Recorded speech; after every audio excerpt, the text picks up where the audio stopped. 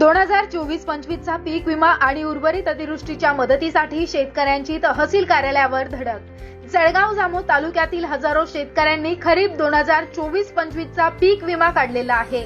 मात्र पीक विमा कंपनी अजूनही पीक विमा देण्यास टाळाटाळ करत आहे।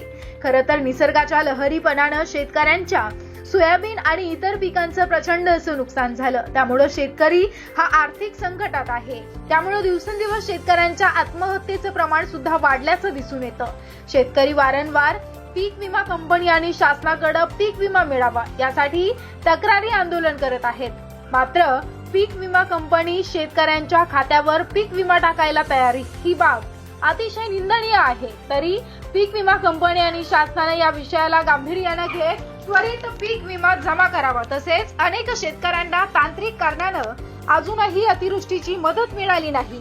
ती अतिवृष्टीची मदत तात्काळ त्यांच्या खात्यामध्ये जमा करावी।